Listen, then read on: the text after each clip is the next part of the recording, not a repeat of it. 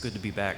Good to be here and see everybody and their smiling faces. And I have to continue to do my normal confession to you, to keep telling you a little bit about me and hopefully connecting a little bit. But I really, really love fail videos. You know what I'm talking about? I know some of the people do. Who knows what failed videos are? Okay, you do. Yeah, you do. 3, 5-ish, So just for those who don't know, it's aptly named. These are videos of people failing. Now, they run the gambit. They probably one of the most, the biggest, there's actually, believe it or not, there's actually whole companies.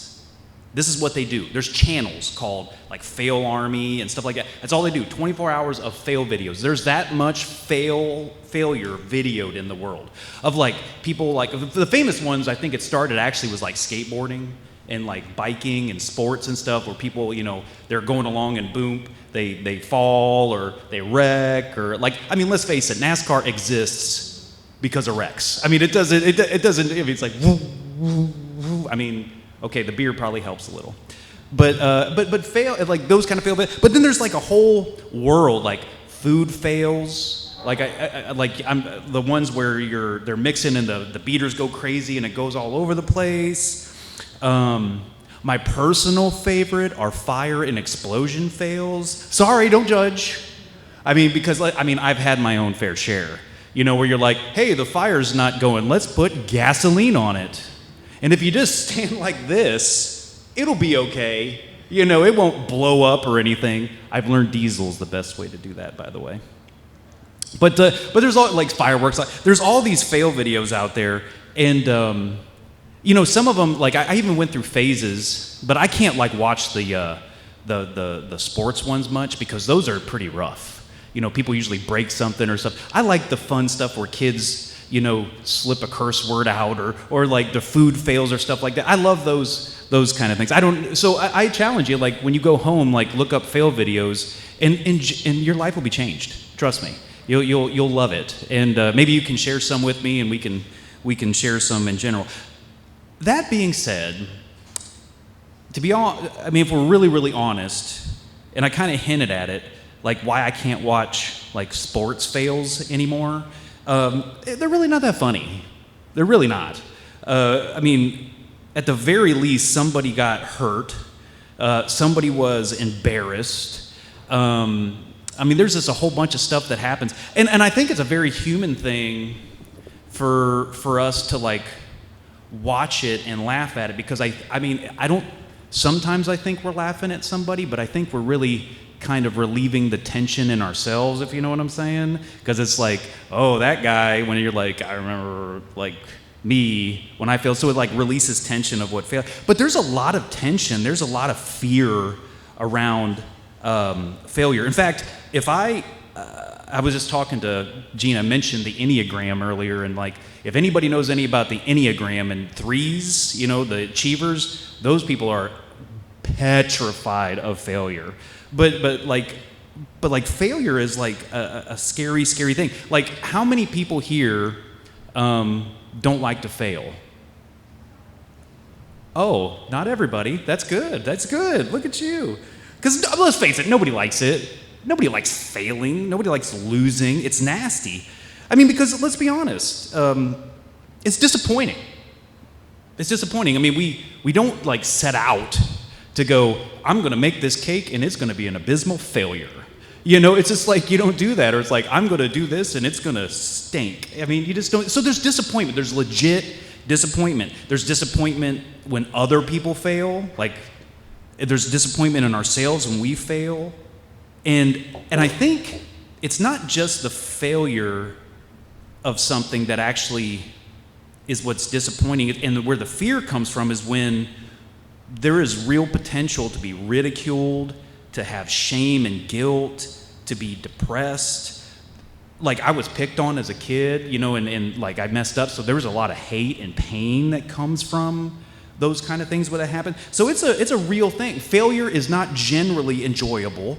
It has legit, real consequences. And so it's no shock that us as humans, we try to avoid that by any means, even if we fail and then we just lie to people. We just say, as long as I don't talk about it, or like nobody knows I didn't actually fail. But that's why we avoid it. But the truth of the matter is, I think, and as I've gotten, and Lucy and I were talking about, getting older. And I do think as I've gotten older, like avoiding failure can actually dramatically impact our life and the life of others in a negative way. So I'm going to share something about, my parents have been gone for quite a while, like almost 10 years. And my dad, he was an interesting person. He had a lot of confidence, a lot of self-esteem problems, because he failed and lost a lot in life. And I think it's an abnormal amount, personally. Maybe I'm biased, because he's my dad. But he didn't read till he was in 7th grade. When he was 15, his dad died, and then a year to the day later, his mom died, and a year to the day later, his brother died, and he was the youngest kid, so nobody was left to take care of him.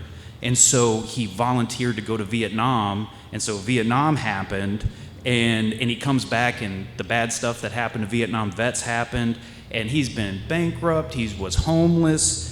He had all kinds of stuff happen, and he got back on his feet multiple times.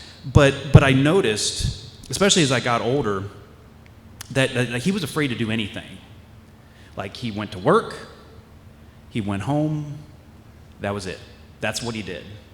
Like, I could tell you what my dad was going to do every day for decades. That's what he did. No friends, no family. He just played it safe. I wasn't even allowed to ride my bike more than 2 mile. That's all I was allowed to do. I couldn't be out of his sight. He was just petrified of loss.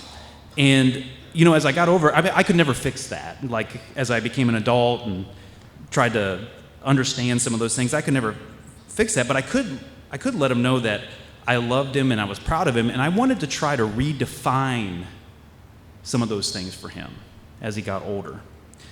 Especially when it came to failure, because I think that's one of the things he struggled with the most. What he just generally felt like a failure as a person.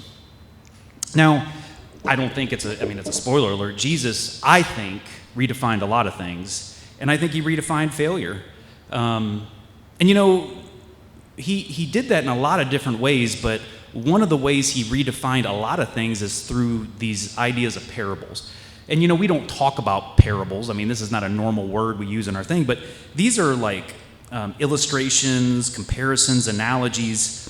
And this is the best way I can explain a parable. They're taking a known thing to explain something that's unknown, or taking a comfortable thing to explain something that's uncomfortable. So it's giving us handles on something that's pretty complex, something that appears simple, but is actually saying something way, way deeper than what's saying. And so the parable of the sower is one of these parables. Jesus in Matthew, he just goes parable crazy at one point. He just goes off the rails with parables. The parable of the sower shows up in actually all the synoptic gospels, Matthew, Mark, and Luke. And I think it's about failure. Let me tell you what I mean. And so, like I said, Jesus is doing all this. He's in the middle of all these. It's actually towards the beginning of his parables. And this is when he's on a shore and he's talking to a bunch of people.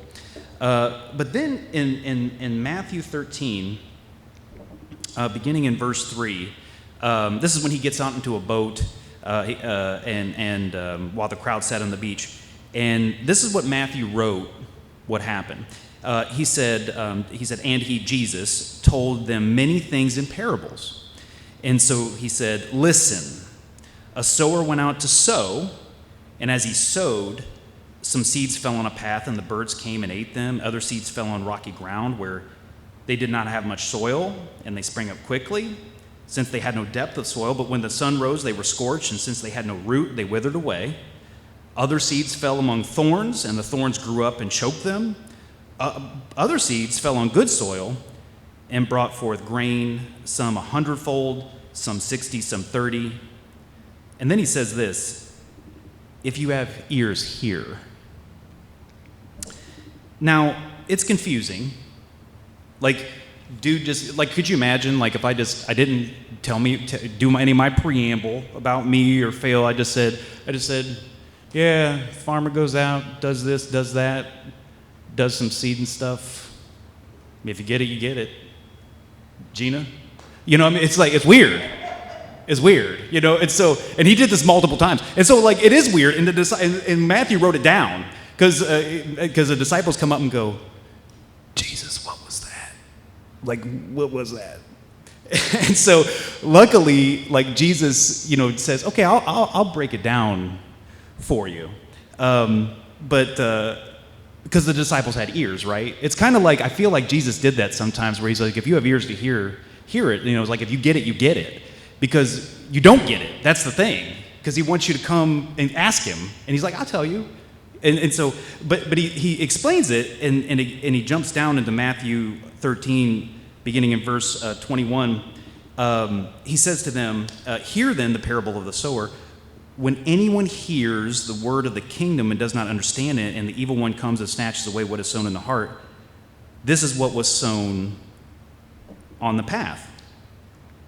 And so, like, he's saying, like, hey, just to clear everything, the seed is the good news of the gospel, you know, that we don't have to wonder who God is, we don't have to wonder who we are, that, you know, the universe is full of grace and mercy and forgiveness, all that good stuff. The sower is the doer of these, the person that spreads this lovely thing, and the soil is basically us, but it's like our head and our heart. You know, that's how I would say it. But on this one, he says, what does he say? He says, you know, anybody who hears this does not understand it, and it gets snatched away, and it just goes away. And so it's almost like, and I've seen this before, I know you've seen it, like you try to articulate what it means to follow Jesus and all this stuff, and people are like, okay. It just doesn't make sense. I mean, it kind of doesn't make sense if you think about it. You know, it's like, wait a minute. So all the things I've done wrong, I'm good now? Like, yeah, you're good. Right. It just doesn't make sense. You know, or it's like, wait a minute, I'm actually, I know I do bad things, but I'm actually a good person inside. Like, I'm intrinsically a good person. Yeah, you are. Gotcha. It doesn't make sense. It's weird. And so, like, and even if they hear it a little bit, they get back in the world and go, oh, forget about this. This is just too much. It never get a chance to root inside of somebody, this crazy news. And so he goes on and he explains it. The next one he goes, and this is about the rocky ground. In verse 20, he goes, as for what was sown on the rocky ground, this is the one who hears the word immediately and receives it with joy, yet such a person has no root but endures only for a while, and when trouble or persecution arises on account of the word, that person immediately falls away. This one's pretty easy. This is the rocky part. This is like the heart, I would say. And this is the person that's, like, and I know you've had these experiences where you're like, there's this clarity and there's this joy that comes with it.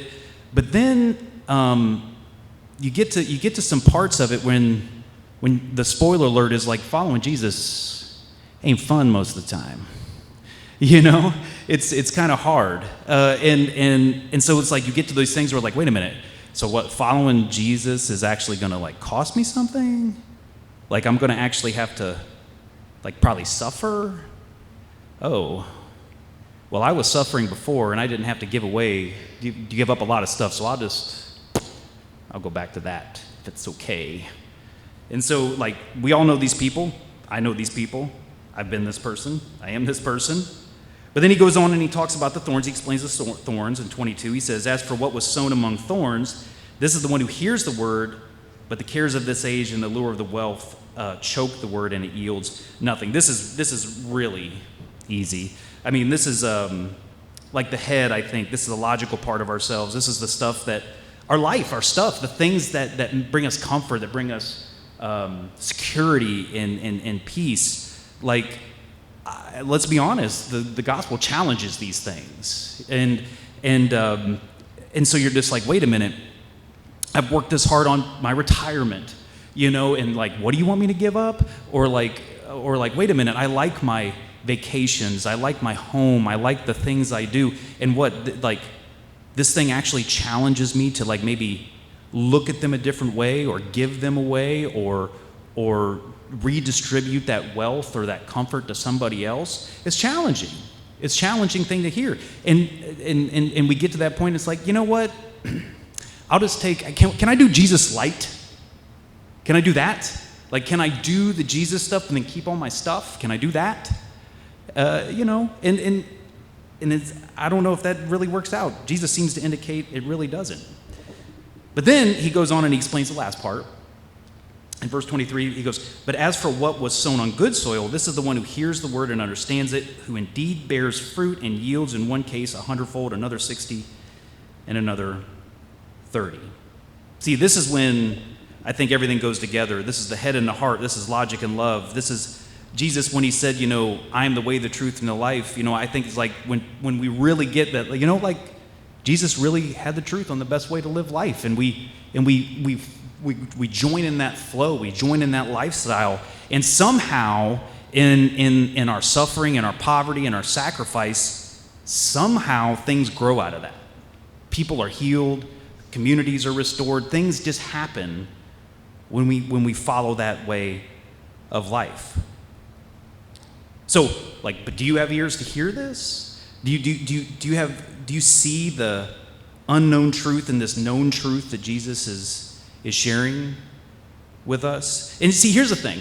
Like Gina said to me earlier, I've always looked at the parable sower differently than anybody. Because I remember the first time I read this, and I found it funny that it was actually called the parable of the sower, right? Because a lot of people, and I've heard tons of sermons about this, but it's like a lot of people focus on the seeds, right? The message, this is the message that we have to give, and we do that. Or a lot of sermons focus on the soil, right? Because it's really about us. Are we the rocky soil? Are we the thorny soil? Are we the good soil, right? Which soil are we? But see, I really do think it is about the sower. It is the parable of the sower. Because think about it. We don't use this word, but the sower is the farmer. It's a farmer. Why would a farmer throw seeds on rocks? It would be dumb. Think about it. I'm not even a farmer, and I wouldn't do that. I would make sure to go get some Miracle-Gro, a good pot, and do everything right so this thing grows. But no, this sower, this farmer, wasn't worried about the most expedient, efficient, effective way to plant the seed, to sow the seed. The farmer was more concerned about the most extravagant way to spread the seed. Because think about it, they were just throwing seeds willy-nilly everywhere. Didn't care. And if you want to understand what it's meaning, throwing love and peace and joy to everyone, no judgment, didn't care, just throwing it, just all over the place.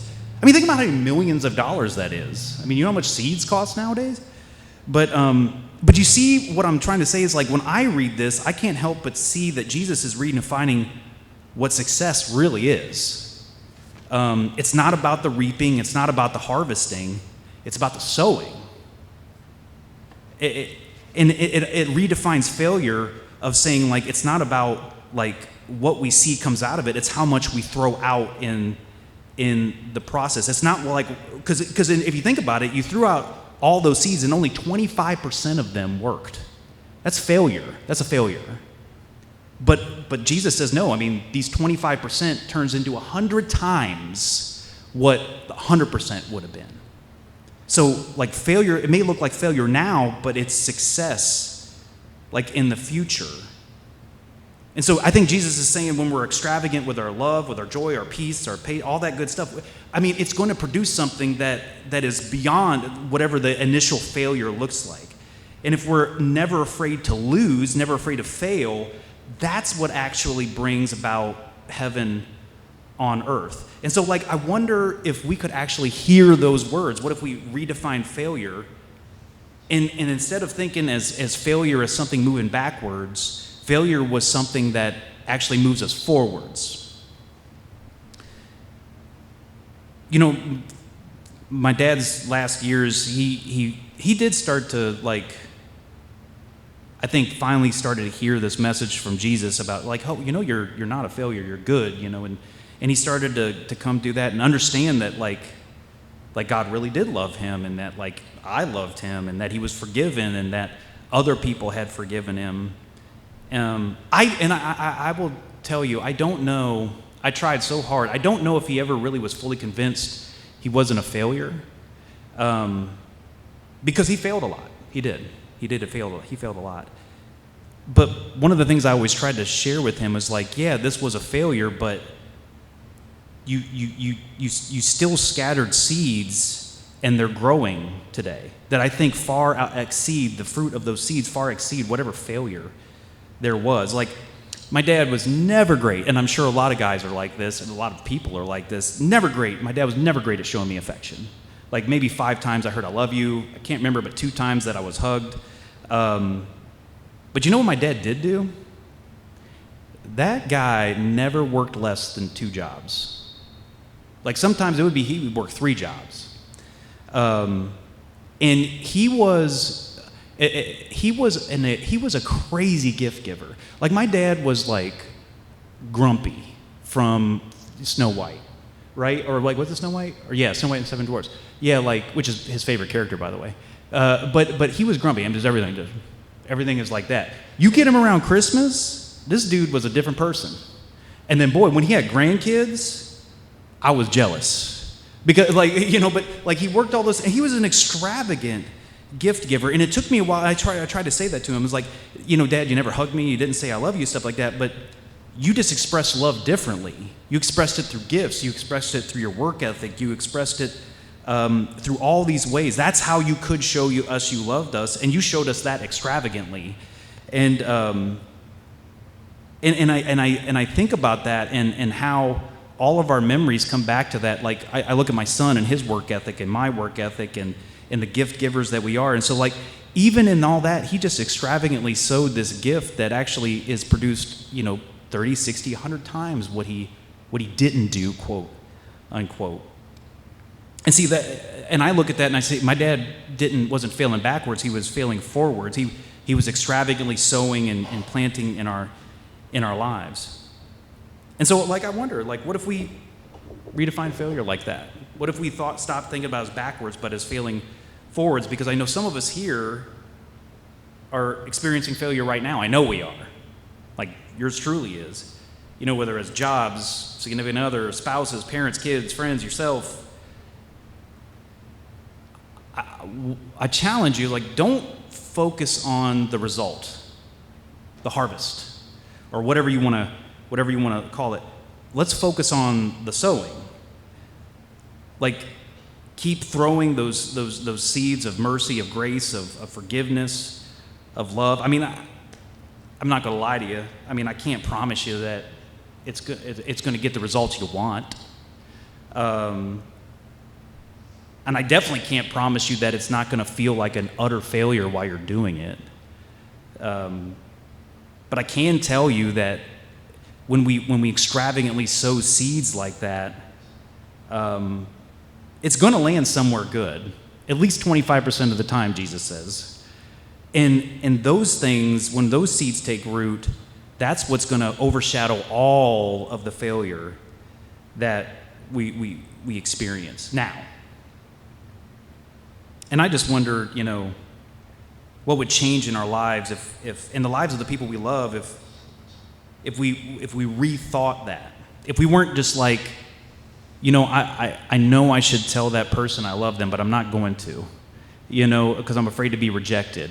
And you say I love you, and then they reject you, but that doesn't keep you. Just keep doing it, or offering that bit of forgiveness, or offering that bit of mercy, or understanding, or patience to somebody. Because I just can't get around it. Jesus says when we fail like that, when we fail like the sower did, when we're just extravagantly sowing grace and mercy and love, it's not failure at all. It's failing forward. It's actually the thing that brings about the kingdom of God. So as Jesus would say, to those who have ears, let them hear, or as I would say, if you get it, you get it. So let's pray. Extravagantly sowing God, thank you for these words, these texts that you've that you've saved for us for thousands and thousands of years, telling us who you are and who we are. And thank you for Matthew writing down this crazy story, this crazy parable, this crazy truth to explain an unknown truth that Jesus shared. And I pray that we see it through the lens of the sower, of the farmer, who it made no sense to throw love and grace and mercy and patience and forgiveness around like that farmer did. But somehow when he did that, when the sower did that, when we do that, something far outside of the 75% of failure happens. And I know we all have things in our life, people in our lives, even ourselves, where we're scared, we're timid, we're holding back because we feel like we're failing or we're going to fail. And through your Spirit, I pray that you'll whisper whatever it is that we need to do to step forward, to fail forward in that relationship, in that circumstance we're in, even if it's how we view ourselves. I pray your Spirit will give us the wisdom and the courage to be that sower that your Son told us about so long ago. And so I pray this all humbly in the name of the Father, the Son, and the Holy Spirit. Amen.